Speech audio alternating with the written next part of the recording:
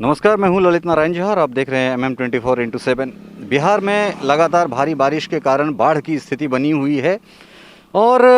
बिहार की कई नदियां खतरे के निशान से ऊपर बह रही थी, बह सकती है। तमाम तरह की खबरों के बीच अभी फ़िलहाल हम पिपरा घाट में हैं और पिपरा घाट ये मधुबनी ज़िले के बाबूबरी प्रखंड के अंतर्गत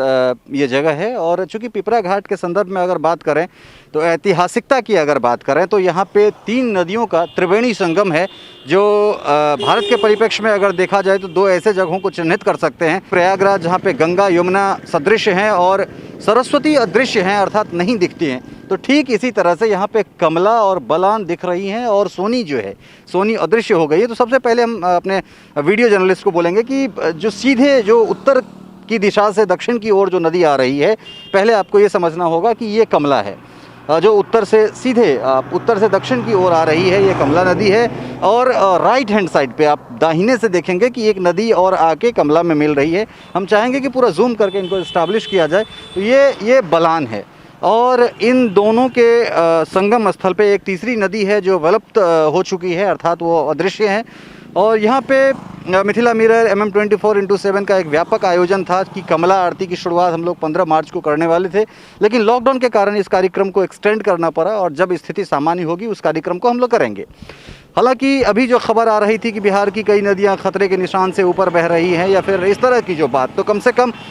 14 जुलाई को हम ये दिखा सकते हैं कि कमला की जो स्थिति है वो जो कमला की अपनी चौड़ाई है, यहाँ पिपरा घाट की हम बात करें तो पिपरा घाट में जो नदियों की चौड़ाई है वो बहुत अधिक है और इसमें अभी पेट बराबर, अर्थात जो नदी के अंदर का जो है जो भाग है उसमें पानी है। और जो स्थिति है वो देख सकते हैं पिछले कुछ दिनों से विभिन्न पोर्टलों के द्वारा या खास करके विभिन्न सोशल मीडिया के विभिन्न प्लेटफॉर्म पे बहुत सारे ऐसे तस्वीर, बहुत सारे ऐसे विजुअल्स चलाए जा रहे थे जो पिछले साल का था और उसको दिखा करके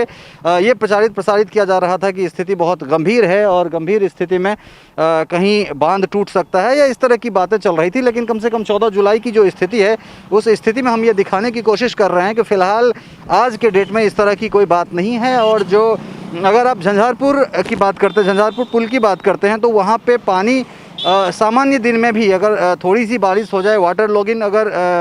नदी में थोड़ा भी जलस्तर बढ़ जाए तो वहाँ पे पुल के ऊपर से पानी गुजरता है। और ये स्थिति तब भयावह होती है जब पुल के ऊपर से कम 2 फीट पानी ऊपर चले।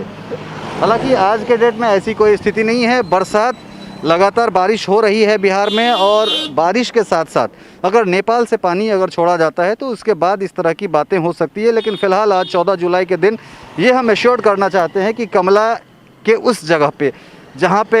नदी की चौड़ाई बहुत ज़्यादा है, जहाँ पे पानी में करंट बहुत ज़्यादा होता है, तो उन तमाम जगहों पे फ़िलहाल इस तरह की कोई बातें नहीं हैं, स्थिति सामान्य है। और इन तमाम जो सच्ची खबरें हैं, इन खबरों से आप लोगों को रूबरू कराते रहेंगे और कम से कम मुतमईन रहिए इस चीज़ को देख के कि फ़िलहाल आज के डेट में कमला में किसी भी जगह पर बांध टूटने की स्थिति नहीं आई है, क्योंकि जल का स्तर उस प्रकार से नहीं है। सहयोगी राजीव चौधरी के साथ ललित नारायण झा, MM24x7, मधुबनी।